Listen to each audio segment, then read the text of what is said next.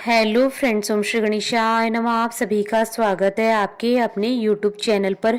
Friends, आज हम आपको इस वीडियो में बताने जा रहे हैं साल 2023 की गणगौर पूजा का शुभ मुहूर्त, महत्व, पूजा विधि, पूजा सामग्री और व्रत कथा के बारे में। फ्रेंड्स, वीडियो शुरू करने से पहले आपसे रिक्वेस्ट है, अगर आप हमारे चैनल पर नए हैं और आपने अभी तक चैनल को सब्सक्राइब नहीं किया है तो प्लीज़ सब्सक्राइब कीजिएगा चैनल को, साथ ही प्रेस कीजिएगा बेल आइकन को, जिससे नए वीडियो से रिलेटेड नोटिफिकेशन आपको तुरंत प्राप्त हो सके। और वीडियो पसंद आने पर वीडियो को लाइक और शेयर जरूर कीजिएगा ताकि सभी भक्तों को इस वीडियो का लाभ प्राप्त हो सके। और कमेंट बॉक्स में ओम श्री गणेशाय नमः जरूर लिखिएगा। प्रत्येक साल चैत्र माह के शुक्ल पक्ष में तृतीय तिथि के दिन गणगौर तीज मनाई जाती है। गणगौर तीज को सौभाग्य तीज के नाम से जाना जाता है। इस दिन विवाहित महिलाएं सौभाग्यवती है मनवांचित फल प्राप्त करने के लिए व्रत रखकर गणगौर माता की पूजा करती है। इस दिन अविवाहित महिलाएं भी उत्तम जीवन साथी की कामना से इस व्रत को रखती हैं। गणगौर पूजा मुख्य रूप से राजस्थान और मध्य प्रदेश में की जाती है। राजस्थान में होली के दूसरे दिन चैत्र कृष्ण पक्ष की प्रतिपदा तिथि से ही 16 दिवसीय गणगौर पूजा का पर्व शुरू हो जाता है। गणगौर की पूजा में मुख्य रूप से माता पार्वती और भगवान शिव जी की पूजा की जाती है।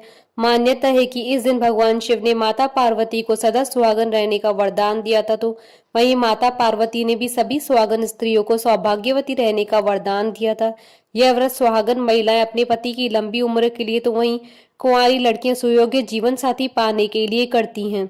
इस पर्व पर विवाहित महिलाएं व कुंवारी लड़कियां प्रतिदिन गणगौर की पूजा करती है। यह पर्व चैत्र शुक्ल की तृतीय तिथि तक मनाया जाता है। वहीं चैत्र शुक्ल पक्ष की द्वितीया को सिंजारा कहा जाता है। इस दिन महिलाएं किसी भी नदी, सरोवर, तालाब पर जाकर अपने गणगौर को पानी पिलाती है, यानी तीज के दिन सायंकाल में उनका विसर्जन करती है। वहीं यदि मध्य प्रदेश की बात करें तो यहाँ 3 दिवसीय गणगौर पूजा की जाती है। यहाँ पर भी 3 दिनों तक गणगौर की पूजा की जाती है और तीसरे दिन उन्हें पानी में विसर्जित किया जाता है। फ्रेंड्स, अब आइए जानते हैं गणगौर पूजा के शुभ मुहूर्त के बारे में। हिंदू पंचांग के अनुसार साल 2023 में गणगौर पूजा का आरंभ होगा 8 मार्च 2023 बुधवार से और गणगौर पूजा का समापन होगा 24 मार्च 2023 शुक्रवार के दिन।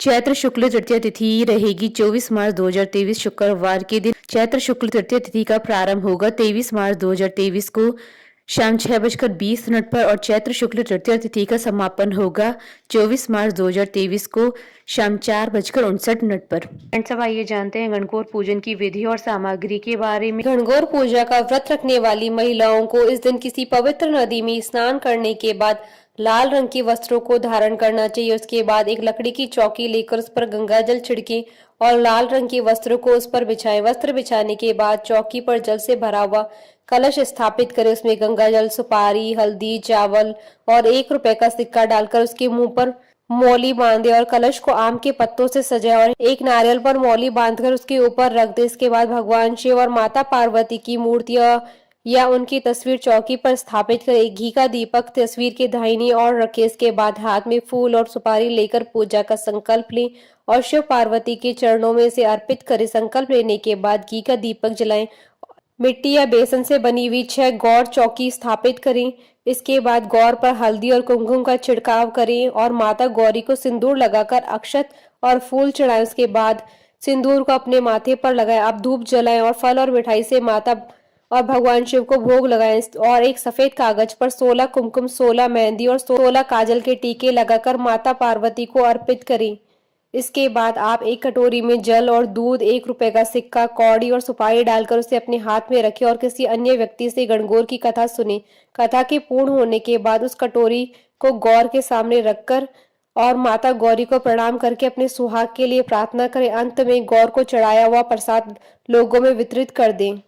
गौरी पूजा व्रत कथा। एक बार भगवान शंकर तथा पार्वती जी नारद जी के साथ भ्रमण को निकले। चलते चलते वे चैत्र शुक्ल तृतीया के दिन एक गांव में पहुंच गए। उनके आगमन का समाचार सुनकर गांव की श्रेष्ठ कुलीन स्त्रियां उनके स्वागत के लिए स्वादिष्ट भोजन बनाने लगी। भोजन बनाते बनाते उन्हें काफी विलंब हो गया, किंतु साधारण कुल की स्त्रियां श्रेष्ठ कुल की स्त्रियों से पहले ही थालियों में हल्दी तथा अक्षत लेकर पूजन हेतु पहुंच गई। पार्वती जी ने उनके पूजा भाव को स्वीकार करके सारा सुहाग रस उन पर छिड़क दिया। वे अटल सुहाग प्राप्ति का वरदान पाकर लौटी। तत्पश्चात उच्च कुलीन की स्त्रियां अनेक प्रकार के पकवान लेकर गौरी जी और शंकर जी की पूजा करने लगी। सोने चांदी से निर्मित उनकी थालियों में विभिन्न प्रकार के पदार्थ थे। उन स्त्रियों को देखकर भगवान शंकर ने माता पार्वती जी से कहा, तुमने सारा सुहाग रस तो साधारण कुल की स्त्रियों को दे दिया है, अब उन्हें क्या दोगी? पार्वती जी ने उत्तर दिया, प्राणनाथ आप इसकी चिंता मत कीजिए। माता पार्वती ने कहा, मैं इन उच्च कुल की स्त्रियों को अपनी उंगली चीर कर अपने रक्त का सुहाग रस दूंगी। यह सुहाग रस जिसके भाग्य में पड़ेगा वह तन मन से मुझ जैसी सौभाग्यवती हो जाएंगी। जब स्त्रियों ने पूजन समाप्त कर दिया तब पार्वती जी ने अपनी उंगली चीरकर उन पर छिड़क दी। जिस पर जैसा छींटा पड़ा उसने वैसा ही सुहाग पा लिया। तत्पश्चात भगवान शिव की आज्ञा से पार्वती जी ने नदी तट पर स्नान किया और बालू की शिव मूर्ति बनाकर पूजन करने लगी। पूजन के बाद बालू के पकवान बनाकर भगवान शिव जी को भोग लगाया। प्रदक्षिणा करके नदी तट की मिट्टी के माथे पर तिलक लगाकर 2 कण बालू का भोग लगाया। इतना सब करते करते पार्वती जी को काफी समय लग गया। काफी देर बाद जब वे लौटकर आई तो महादेव जी ने उनसे देर से आने का कारण पूछा। उत्तर में पार्वती जी ने झूठ कह दिया कि वहां मेरे भाई भावज आदि मायके वाले मिल गए थे, उन्हीं से बात करने में देर हो गई। परंतु महादेव तो महादेव ही थे, वे कुछ और ही लीला रचना चाहते थे। अतः उन्होंने पूछा, पार्वती तुमने नदी के तट पर पूजन करके किस चीज का भोग लगाया था और स्वयं कौन सा प्रसाद खाया था? पार्वती जी ने पुनः झूठ बोल दिया, मेरी भावज ने मुझे दूध भात खिलाया था, उससे खाकर मैं सीधी यहाँ चली आ रही हूँ। यह सुनकर शिव जी भी दूध भात खाने की लालच में नदी तट की ओर चल दिए। पार्वती जी दुविधा में पड़ गए। तब उन्होंने मौन भाव से भगवान भोले शंकर का ध्यान किया और प्रार्थना की, हे भगवान, यदि मैं आपकी अनन्य दासी हूँ तो आप इस समय मेरी लाज रखिए। यह प्रार्थना करती हुई पार्वती जी भगवान शिव के पीछे पीछे चलती रही। उन्हें दूर नदी के तट पर माया का महल दिखाई दिया। उस महल के भीतर पहुंचकर वे देखती हैं कि वहां शिव जी के साले तथा सल्लज आदि सब परिवार उपस्थित है। उन्होंने गौरी और शंकर का भाव बीना स्वागत किया। वे 2 दिनों तक वहां रहे। तीसरे दिन पार्वती जी ने शिव जी से चलने के लिए कहा, पर शिव जी तैयार न हुए। वे अभी और रुकना चाहते थे। तब पार्वती जी रूठकर अकेली ही चल दी। ऐसी हालात में भगवान शिव जी को पार्वती जी के साथ चलना पड़ा। नारद जी भी साथ साथ चल दिए। चलते चलते वे बहुत दूर निकल गए।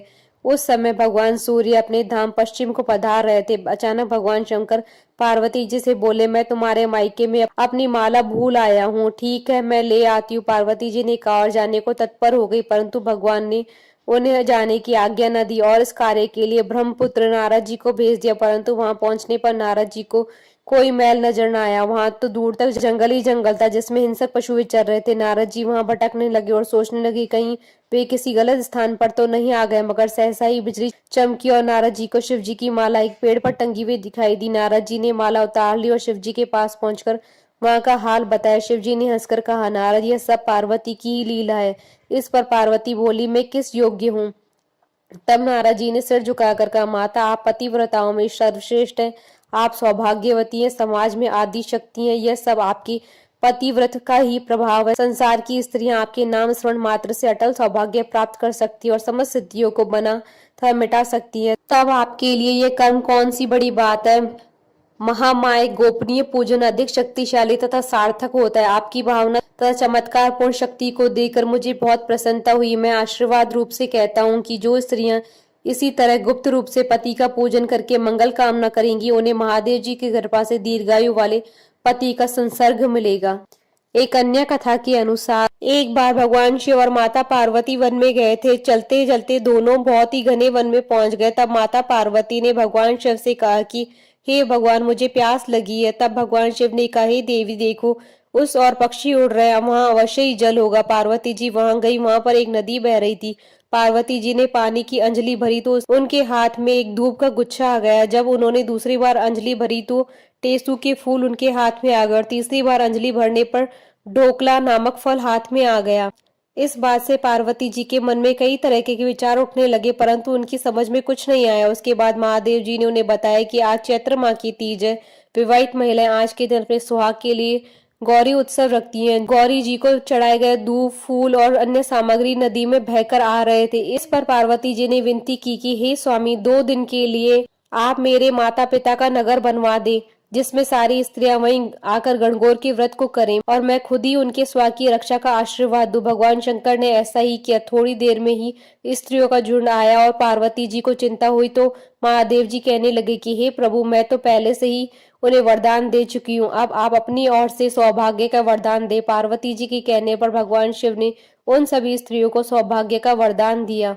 बोलिए गौर माता की जय। भगवान शिव, माता पार्वती की जय। हमारे साथ इस वीडियो में अंत तक बने रहने के लिए आपका धन्यवाद।